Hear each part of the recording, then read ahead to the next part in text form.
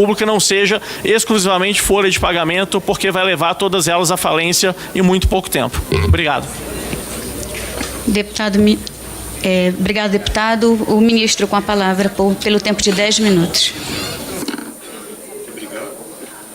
Muito obrigado. Começar com a deputada Tabata. Próximo passo, não vejo evolução das propostas, mas assim, quanto ao diagnóstico, a senhora acha que a gente conseguiu passar um cenário, essa é a visão do MEC, a gente está acompanhando. Esse ano foi perdido para a educação. Bom, não é que esse ano foi perdido para a educação, a gente está caminhando para ter uma década inteira, os últimos 10 anos perdidos no Brasil, não só para a educação, para tudo, para a economia, para emprego. O Brasil, nos últimos 10 anos, ele afundou. Enem está ameaçado? Não está ameaçado, e peço para que esse tipo de informação não seja divulgado, porque não é verdade e isso causa um mal-estar na população. O Enem está garantido, de fato a licitação tinha 7 anos, o contrato a gente conseguiu, foi ao TCU para pedir um waiver, porque o contrato deveria ter sido renovado, um contrato tinha 7 anos, a gráfica pegou fogo, a gente conseguiu resolver isso rapidamente e está garantido o Enem. E quanto às informações que eu dou, todas elas, se alguma for mentira, tem TCU, AGU, CGU, Ministério Público, todo mundo pode me pegar. Então, assim, as informações que a gente passa são as informações que não são distorcidas, as informações todas são checadas e a gente tem que cumprir isso. Formação de professores, sim, queremos investir, recebemos o convite, mas não chegou o convite. Ali, no plenário, eu tentei ser gentil. A gente mandou para a sua equipe, a gente depois vai disponibilizar. Por favor, vai estar no Twitter, 4 envios para a sua equipe. A sua equipe talvez não tenha passado para a senhorita, mas aí é uma questão de gestão da equipe da senhorita, perdão. Não é problema. Perfeito. A gente vai estar disponibilizando isso, tá? Foi enviado para a sua equipe. Na verdade, foram 4 interações. O MEC não está passivo. O MEC não está passivo na manipulação da situação. Bom, essa parte daqui. Já pode distribuir agora? Então pode distribuir, tá? Vai passar aqui para distribuir. Os 4. Todos temos as nossas histórias. Algumas histórias são mais pesadas que as outras. Deus dá a cruz conforme a sua capacidade de carregar. Eu respeito a sua história, minha história de superação. Todo mundo tem a sua história. As familiares. A gente recebeu outra informação, senhorita Tabata, a gente recebeu sim a universidade, os 2 secretários está disponibilizado na nossa agenda, a gente já falou com o professor, com o reitor da Universidade Federal Fluminense, tanto o Fogel quanto o Arnaldo, que são os responsáveis, secretário executivo, secretário do ensino superior. Ele é muito educado, é um médico, ele tem deficiência para se locomover, ótima impressão que a gente teve dele. A gente está encaminhando as situações, está conversando. O orçamento deles, em 2019, de 2 bilhões, o contingenciamento foi de 55 milhões, 2,5% de contingenciamento. E a gente está administrando isso de uma forma democrática. A deputada Margarida Salomão. Deputada Margarida Salomão, assim, a senhora é de uma educação, uma gentileza, adorei, a senhora vai ser muito bem-vinda ao MEC, vamos conversar com vários parlamentares do PT já foram lá, podemos discordar, mas assim, esse é o jeito democrático, eu sou 100% alinhado. Relação custo-benefício da análise longitudinal. Eu não comparei o Brasil com o Japão, eu comparei o Brasil com os países da América Latina, e aí a nossa história é muito mais próxima. Eu concordo que não dá para comparar com o Japão, por isso que eu olho a América Latina, e o nosso resultado está aquém da América Latina, inclusive gastando mais. E a outra coisa que é interessante, que a gente também faz a mesma análise para os estados e municípios ao longo do Brasil. Então a gente vê que tem muitas soluções boas acontecendo no Brasil. Não é que tem que olhar só para fora. Tem, por exemplo, o município de Teresina, ele está tendo um desempenho do deputado Átila, está tendo um desempenho maravilhoso. A gente tem que replicar, tem vários municípios no Ceará que estão tendo resultados maravilhosos, com resultados baixos, com custos baixos, e isso a gente tem como replicar pelo Brasil todo. Então a gente tem que fazer uma análise custo-benefício, porque é a forma racional e científica. Sem dogma, eu não sou dogmático, a fé, a César o que é de César, a Deus o que é de Deus. Então assim, A minha fé é a Deus, a ciência, a razão. Vamos discutir isso sem dogmas. A dicotomia superior e básica, eu concordo que a gente precisa libertar as universidades. Elas têm muita receita presa, e mesmo quando elas conseguem as receitas, gente, se puder diminuir aqui só a conversa, que eu estou respondendo a deputada. Então, o que acontece? Muitas universidades teriam, não todas, mas muitas, teriam como conseguir receitas extras. E elas não conseguem atingir, elas não chegam às receitas. Você pega, mesmo caso aqui de algumas universidades, tem muito patrimônio imobiliário que está largado. Então, a gente precisa criar um instrumento, isso com as bancadas parlamentares do governo, da oposição, da situação. Exatamente. Então, a gente quer destravar essas coisas para viabilizar o quê? Liberar o orçamento para as universidades, que também, aí já aproveitando o gancho do parlamentar Tiago Mitraud, do Novo de Minas Gerais, a gente precisa conversar com todo mundo, porque senão a folha, crescendo vertiginosamente, vai comer o recurso que vai para a pesquisa e para o aluno. Então, a gente precisa, sim, buscar eficiência, métrica e transparência. Aqui, eu pulei aqui o deputado Alencar Santana. O deputado Alencar Santana falou de balbúrdia, MEC, dois ministros em 5 meses. Foi 2 ministros em 5 meses, eu concordo com o senhor. Queda de protocolo na segurança, a gente mandou os responsáveis embora, isso não quer dizer que vazou. Simplesmente o procedimento está longe do que a gente considera uma gestão eficiente. Houve falha e os responsáveis foram imediatamente identificados, o problema veio à tona pela gestão do MEC e eles foram imediatamente dispensados pela falha no protocolo de segurança. Não houve roubo, não houve fraude, o que houve foi a inoperância de acordo com o que a gente considera que deve ser uma questão tão sensível quanto as provas. Eu acho que isso mostra a gestão, a velocidade com que a gente encaminhou, resolveu as coisas. O PIA, eu escrevi 5 meu irmão, um trabalho que foi divulgado em vários locais, teve um impacto positivo, e é o que eu acho que a classe média e o povo gostariam de ter um instrumento de poupança com isenção tributária mais eficiente, é um tesouro direto sem pagar imposto, porque hoje no tesouro direto você tem que pagar imposto sobre o ganho nominal que você tem de capital. Então você isenta o pequeno poupador e o pequeno investidor de imposto e permite a ele investir em outras coisas além de títulos do tesouro. Então é para beneficiar o povo e o pobre, não é para prejudicar. Hoje o rico tem todos esses instrumentos, eu quero trazer esses instrumentos para o pobre também. O senhor falou da Coreia do Sul. A Coreia do Sul é um bom exemplo, mas um bom exemplo de gestão, porque onde teve planejamento central, os sábios da capital ditando para as cidades, impondo a oposição, foi na Coreia do Norte. E a Coreia do Norte é um desastre. Então ali fica muito claro entre a gestão centralizada, com onde você tem uma visão de um grande sábio dizendo, eu sou mais inteligente, você faça assim, numa conversa plural com todo mundo, secretários municipais, porque tem exemplos, nos municípios estão dando certo. Então, o que a gente fala é sim, a Coreia do Sul é um exemplo, a Coreia do Norte não é um exemplo. Respeito pela educação brasileira, eu acho que eu sou uma pessoa respeitosa e educada. Pode ser uma percepção equivocada que eu tenho, mas eu tendo a respeitar bastante as pessoas enquanto elas me respeitarem. Voltando ao deputado Tiago Mitraud, desculpa, falei direito? Mitraud, me desculpa, é francês, desculpa.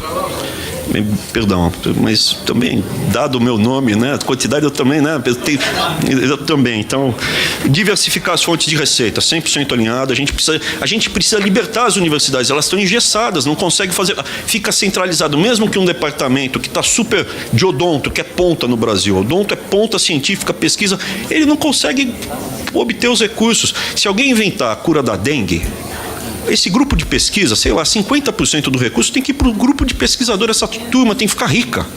Por que não? Como acontece lá fora. A outra metade vai para a universidade. A gente vai tá para apresentar, o senhor é bem-vindo, a gente quer discutir antes de apresentar publicamente. Apresentou o MEC sem conversar com ninguém. Não, a gente quer conversar com todo mundo até o final do mês. Até o final do mês, os representantes do povo, eu acho que a gente pode pelo menos conversar. Aqui é realmente quebrando os dogmas. Qual é o problema? As universidades estão engessadas. Tem gente que quer produzir, tem capacidade de trabalhar, só que não consegue transformar em riqueza tudo isso. Então, eu acho que a gente tem que quebrar dogmas, trazer o pessoal para conversar. Tem gente que quer produzir, quer trabalhar e não consegue, tem gente que não quer. Não é 100% de anjo que está nas universidades, né? E é isso que a gente prega. O diálogo, a abertura, mudar. Por que não pode falar? Por que a gente não pode discutir? Por que a gente não pode questionar? É dogma? É como?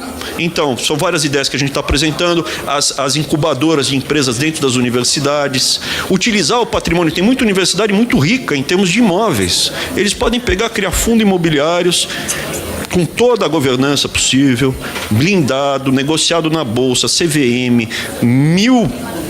para evitar qualquer desvio, e aí essa receita ir direto para a universidade, para pesquisa, para aluno. Então, esse tipo de solução a gente quer trazer. Cobrar dos alunos eu sou contra. Por quê? De graduação. Por que eu sou contra cobrar de alunos de graduação? Porque eu acho que é uma discussão que vai ser muito acalorada e a gente pode avançar em áreas que vão trazer retorno maior. Gente, por favor, estou aqui atendendo todo mundo, né? Por favor. Deixa eu terminar de responder só essa. Foi o tempo que estava falando. Esse último que é importante. Posso ou não? Então, o que acontece? Eu sou contra cobrar do aluno de graduação também numa análise custo-retorno. A gente vai gastar uma energia gigantesca para pouca receita que a gente vai pegar de poucos alunos que são de famílias ricas e vão pagar. Às vezes o aluno é de família rica, mas o pai é desnaturado também. Então a gente tem que... Eu acho que se a gente focar, por exemplo, na cobrança de pós-graduação, porque daí você não tem que discordar. Está lá o bonitão com diploma de advogado querendo fazer um mestrado. Pô, paga. Esse tem condição de pagar.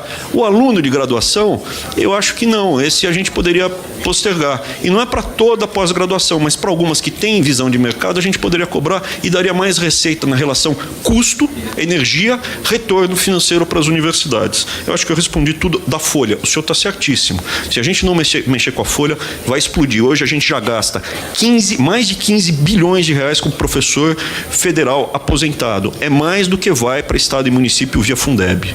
E isso vai crescer vertiginosamente e vai esmagar o dinheiro e o orçamento do MEC. Então, para defender, a gente precisa remodelar toda a estrutura das universidades e dar liberdade para elas crescerem. Como é lá fora, a universidade é um centro de riqueza, de conhecimento, gera-se riqueza nas universidades. Aqui no Brasil, do jeito que está, é uma draga de recursos. Obrigada, ministro. Obrigado. A deputada Tabata foi citada. Eu posso fazer um intervalo pequenininho, que eu estou aqui. Absolutamente. Eu sou educado, mas eu não sou anjinho, não. Eu preciso usar o banheiro. Então, vamos esperá-lo. Obrigado.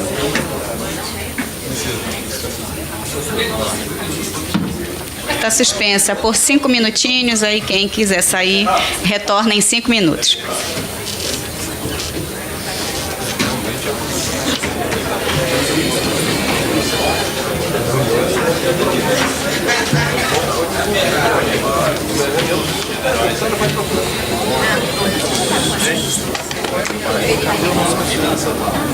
Não, essa de altura, se você queria falar dessa de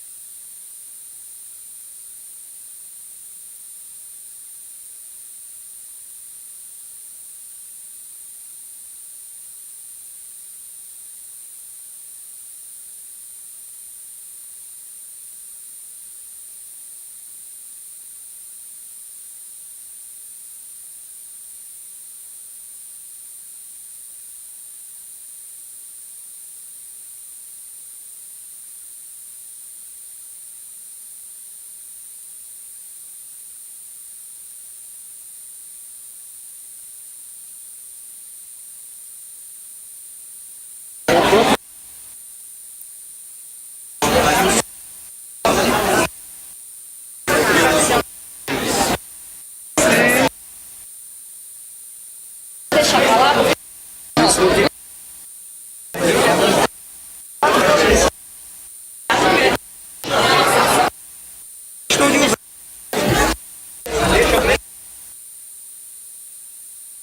autores, são 30 autores. Marcela vai pra lá também. Vai. Quando chegar na vez dele, deputada, ele já conta como líder, tá? Então, o que acontece? Vai parar aqui. Vamos riscar? Porque aí não faz confusão, né? Porque ele já tá falando ali. Então, o que acontece? Aqui já seria assim, 1, 2, 3, um líder e mais um líder daqui, ali eu. Mas aí, deputada, eu venho aqui e vou ajudando a senhora, tá? Se precisar.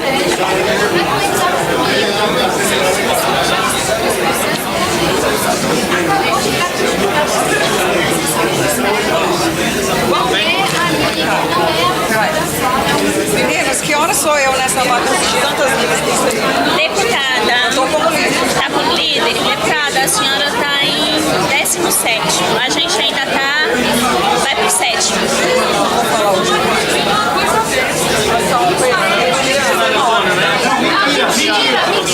Minas, Adriana também, os 2 metros.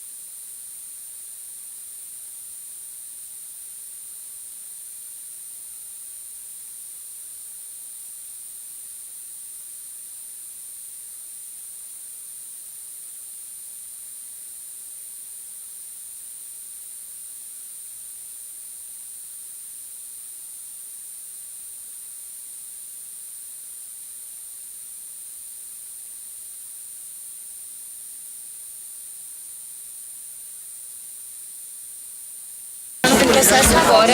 É muito grave o que ele fez. Os 3 convites foram feitos durante a gestão do Vélez, não foram feitos durante a gestão dele. E um foi cancelado, o outro aceitei, o outro não recebi.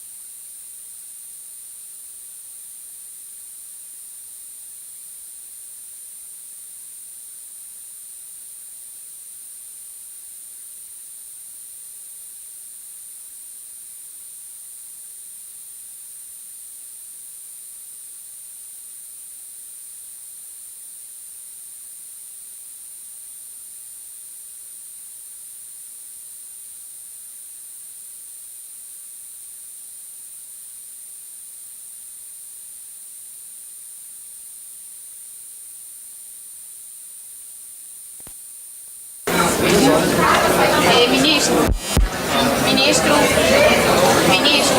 por gentileza, vamos poder iniciar os trabalhos.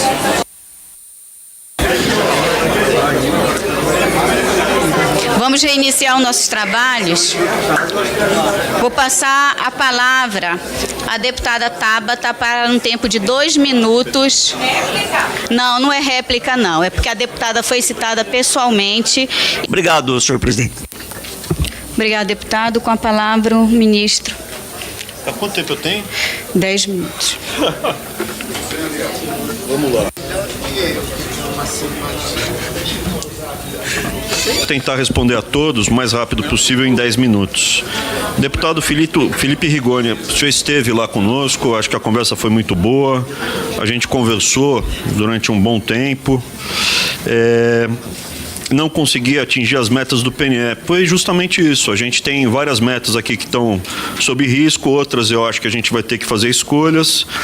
E eu queria abrir esse diálogo. Como atrair professor, eu acho que eu até já citei, tem várias ideias do Chile, de Singapura, que a gente consegue implementar e os custos não são tão altos.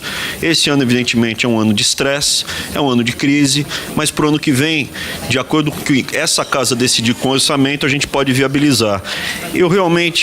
Assim, aqui me falam que eu não estou à altura, não estou me comportando bem. Eu fui acusado de nazista dentro da casa, não pelo Congresso, por alguns parlamentares. De nazista de novo. Família, os Weintraub foram para campo de concentração, as crianças foram no crematório e foi uma senadora ligada a um partido dito de esquerda. Mentiroso, me chamam aqui, mas assim, em larga escala de mentiroso, de cretino, de idiota, de tudo que vocês possam imaginar. E eu estou me comportando bem, eu não estou respondendo de uma forma que eu acho que envergonha o pagador de imposto. Eu acho que eu não faltei com respeito, não falei nenhum palavrão, estou me comportando razoavelmente bem. Então, nesse aspecto, prefiro que parem de falar que eu sou mentiroso, porque eu não sou. Respeito, a gente foi recebido, diálogo, beleza. Próximo, deputado Diego Garcia, Plano Nacional de Alfabetização, concordo, saiu, obrigado pelas palavras, está sendo viabilizado, está com base no que foi discutido aqui pelo parlamento, isso já é uma prova de ação, foi rápido, já está de pé, é um plano, é o que a gente vai fazer e vai ter resultado. A gente não está impondo nada, como foi bem dito pelo deputado Diego Garcia, agradeço de novo o seu posicionamento. Pedimos apenas que seja com base em evidências científicas, tem que ter prova do que é feito. Obrigado pelas palavras. E, de novo, corte não é contingenciamento. A gente vai conseguir de volta o dinheiro da Petrobras que foi desviado, uma parte vem para o Ministério da Educação e vai ser descontingenciado. Se fosse cortado, não tinha mais volta. Então essa é a prova, que a diferença entre corte e contingenciamento. Essa que é tecnicamente a justificativa. Agradeço de novo. Professora Rosa Neide. Corte na educação básica não é corte, é um contingenciamento. A gente vai descontingenciar primeiro na básica, tá? Assim que entrarem os recursos. Uma coisa que é importante, a educação brasileira, ela avança lentamente, comparativamente a outros países da América Latina, a gente ficou para trás, está ficando cada vez mais para trás. Então o mundo inteiro avança. A gente avançando menos, cada vez o Brasil está mais pobre em termos dos outros países. Então é isso. Deputado Carlos Jordi, muito obrigado, agradeço as palavras, eu agradeço o depoimento, reforço justamente que há uma diferença sim, o que está havendo é um contingenciamento de 3,5% e a gente vai começar a rever ele pela básica, pela fundamental, pelas prioridades. No curto prazo, a gente não tem como não fazer porque a gente tem que cumprir a lei de responsabilidade fiscal, como qualquer estado, município e governo federal. O descumprimento da lei de responsabilidade fiscal gerou o impeachment, gerou essa grande crise que o Brasil passa. É importante dizer isso. A lei de responsabilidade fiscal foi um dos maiores avanços do Brasil, porque ela garantiu que o Brasil, assim como o Banco Central Independente, garante que o Brasil não siga os passos dos países que estão indo para o buraco rapidamente. Olha para a Venezuela, para a Bolívia, para o Equador ou para a Argentina, nossa vizinha. Então, assim, a ciência serve para causar bem-estar, ela proporciona bem-estar para as pessoas. 2 mais 2 igual a 4. A ciência econômica, ela é baseada em evidências empíricas. E a gente precisa cumprir a lei baseada em evidências empíricas. A lei de responsabilidade fiscal foi fundamental. E esse governo vai ser responsável fiscalmente. Paula Belmonte, educação de qualidade, concordo com a senhora, questões polêmicas, olha, eu estou tentando aqui ficar em questões de educação. Assim, quando a senhora foi ao MEC, também foi uma discussão técnica, que eventualmente eu sou dragado para uma questão polêmica, mas e mesmo as questões polêmicas, eu acho que o parlamento é um lugar para o debate. Então a gente, às vezes, uma coisa que pode ser polêmica, questionar Paulo Freire ou algum outro dogma da educação brasileira, eu acho que aqui é o local, mas eu estou tentando me ater justamente a aspectos técnicos. Cuidado com as palavras que uso, eu estou tomando bastante cuidado com as palavras, a senhora pode ver que eu não caí em quase nenhuma provocação, não acusei ninguém de mentiroso, não falei que ninguém é cretino, que ninguém é idiota, como eu fui chamado aqui várias vezes. Então eu estou tentando fazer justamente isso em respeito a toda a população, porque é lá na ponta que o povo sofre. Aqui as discussões eu entendo que faz parte do debate político democrático, mas eu estou realmente imbuído, porque eu estou aqui de passagem, realmente eu estou aqui de passagem, eu pretendo voltar para as minhas atividades e para minha casa em São Paulo em algum momento. Eu recebi a UNB, obrigado pelo testemunho da UNB, a senhora estava junto com outros parlamentares aqui de Brasília. Transferir contingenciamento à educação básica, não, a gente vai soltar. O que fazer com 30% das crianças analfabetas no Brasil? Na verdade, o número é até pior, porque quando a gente olha as crianças do terceiro ano que não conseguem ler ou escrever ou fazer conta, é 50%. E é basicamente isso, começando com o Programa Nacional de Alfabeto, o PNA, primeiro o PNA, depois a gente valorizando o professor do ensino fundamental e continuando na sequência, passo a passo, dentro dessa experiência que a senhora mesmo teve contato, de ir lá dialogar, trocar ideia, escutar diferentes opiniões e a gente chegar num consenso para conseguir passar isso no Congresso, na Câmara e no plenário. Deputado Bongas, orçamento foi do governo Temer. Bom, o Temer era vice da Dilma. O senhor falou que o orçamento foi do governo Temer. O Temer foi eleito como vice da Dilma, então ele faz parte da administração que elegeu a Dilma e o Temer. Então, não dá para se eximir. Estavam juntos na fotografia, na campanha, estavam sempre juntos. Deus, mercado, eu só tenho um Deus. Tá? Eu tenho fé, eu acredito em Deus e existe apenas um Deus. Se vocês têm outros, eu não sei. Para mim só existe um Deus. E a Deus o que é de Deus, a César o que é de César. A minha fé a Deus, a razão, a ciência. Então eu não tenho como misturar dogmas pseudo-religiosos, que muitas vezes a gente está escutando aqui, que não pode se discutir Paulo Freire. Por quê? Porque dogma? A Deus o que é de Deus, a minha fé a Deus. Eu não tenho como explicar a minha fé. E Deus é um só, para mim. E quanto à ciência, a minha razão. A razão precisa ter evidências empíricas, sim. Não adianta a gente falar que é um contingenciamento de 30%, quando o número, na verdade, é 3,5%. Festa do banqueiro, eu fui bancário. Já falei isso no plenário, eu não queria repetir isso. Eu trabalhei como bancário, trabalhei a vida inteira, não tenho nada a ver. Eu não sou amigo do Butim como Lula, eu não andava junto com vários banqueiros do Bradesco e eu não andava junto com o Bendini. O senhor falou aqui do banqueiro. Eu não sou amigo do Bendini, que foi para a cadeia, que é banqueiro. Não, o Bendini é banqueiro, ou outros banqueiros que também foram parar na cadeia. Eu não tenho uma foto do lado deles. Eu não tenho um contato pessoal com nenhum desses banqueiros. Aqui foi dito, ele falou que eu estou à festa do banqueiro. Outros tantos foram presos. Assim, de novo, vocês me falam que eu estou a serviço do mercado. O senhor falou isso. Então, assim, silêncio, eu tenho o direito gente, de vamos falar. Garantir a palavra eu não tenho foto minha ao lado de banqueiro. Eu não tenho foto minha ao lado de ninguém que foi preso. O senhor perguntou, que o senhor falou festa do banqueiro, eu fui bancário. E campeões nacionais também. Então, tudo bem, o senhor entendeu mal. E o senhor... Então, talvez o senhor não tenha falado de uma forma que eu conseguisse entender. Talvez eu seja... Então, a conclusão que chega é a seguinte: ou eu sou uma pessoa com capacidade intelectual limitada, ou o senhor talvez não tenha falado. Não pode, porque já foi a sua vez. Deixa eu terminar, estou falando. Zeca Dirceu,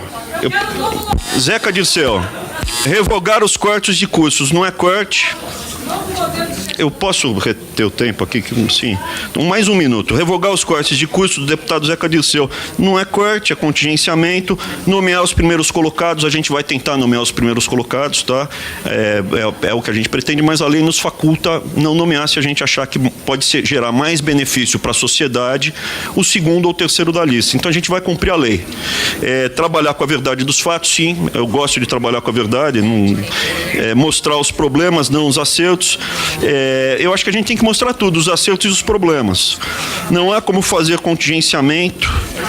Não há como fazer contingenciamento. Sim, talvez a gente consiga descontingenciar agora com esse dinheiro recuperado da Petrobras de 2,5 bilhões. Então a gente vai colocar as prioridades. Não vai dar para descontingenciar tudo, mas vai descontingenciar uma parte do que foi. Sou contra a educação? Não sou contra a educação, sou a favor da educação. Valores hoje são menores o Brasil que no passado. É verdade, o senhor tem razão. Os valores hoje são menores que no passado. O Brasil está no limite chama dominância fiscal. A gente está no limite, tecnicamente chama-se limite da dominância fiscal. O Brasil está com uma situação fiscal, não somente o governo federal, como estados e municípios, quase quebrados. Aqui tem o Bacelar, Bahia, Rui Costa, universidades estaduais. Eu gostaria muito, se o convite for feito, eu gostaria de ir para a Bahia, vai ser um prazer. No limite da lei de responsabilidade fiscal, a gente tem que respeitar a lei. Isso é não somente a lei de responsabilidade fiscal, mas qualquer lei a gente tem que respeitar. Senão, quando a gente relativiza as leis, a alternativa é a barbárie. E os mais fracos sofrem na barbárie. Então, a lei de responsabilidade fiscal, se ela for relativizada ou se ela não for cumprida, quem mais vai sofrer não vai ser o banqueiro, vai ser o povo. Como foi no passado, o banqueiro fica mais rico no caos. Então, a gente tem que, sim, tentar colocar a bola no chão e buscar a ciência econômica. A lei de responsabilidade fiscal é importante. Na campanha, o tema foi ignorado. Aí o senhor me permite, eu vou discordar. A gente tem no plano de governo, tá documentado isso, no plano de governo a gente está tratando do plano de educação e é exatamente o que a gente quer implementar. O INEP, eu realmente contratei um delegado, ele estava com problemas pessoais, ele teve que se afastar e a gente trocou, porque não pode persistir. Eu tenho metas, eu tenho que atingir as metas e eu preciso sim ter uma pessoa no comando que consiga entregar o que eu preciso. Houve o vazamento, a gente detectou o vazamento, não foi detectado por mais ninguém, nós identificamos o problema e punimos os responsáveis. Mas eu vou deixar aqui o parlamentar Ariel. Posso responder? Sou o Ariel? Por favor. O Ariel, pode ser? Presidente, o ministro tem direito a 15 minutos. Porque a soma dos 3 minutos de prazo. Eu não vou usar tudo, só mais um minutinho, pode ser? Ministro, eu queria responder, ter a gentileza de responder a todos, não deixar ninguém sem resposta. Obrigado. O deputado Ariel Machado, universidades brasileiras. Eu acho o seguinte, as universidades brasileiras, eu estudei na USP, fui professor da Unifesp, pois não. Eu peço perdão, às vezes é muita gente, eu estou confundindo, ainda não me ambientei. Deputado Ariel, perdão. As universidades brasileiras, nós temos grandes universidades no Brasil? Temos. A USP, ela está que é a melhor ranqueada no mundo, está entre as 250 do mundo. Depois disso, essas federais que a gente menciona, que estão ranqueadas, elas estão entre as 600 melhores do mundo. A gente tem várias universidades do Chile, da Colômbia, do Peru na frente. Então, o que acontece? Eu não sou contra as universidades, tem algumas áreas delas que são pesquisa de ponta, como odontologia e medicina.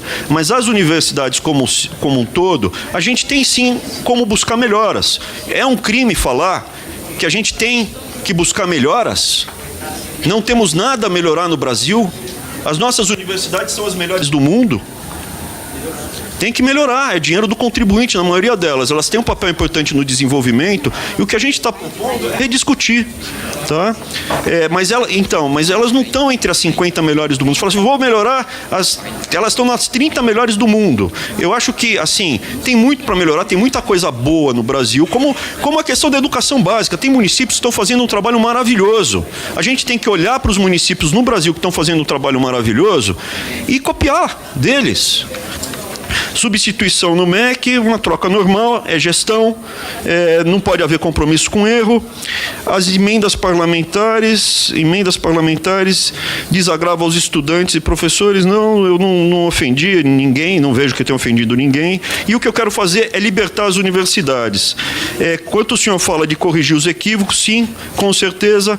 Sair do ringue, olha, eu estou tentando, eu acho que é até uma prova aqui do diálogo. O senhor é de oposição e a gente está dialogando de uma forma bem respeitosa, racional, e mesmo que a gente não convirja nas ideias, eu acho que só melhora a percepção que a gente vai ter, primeiro do país como nação e do problema em si.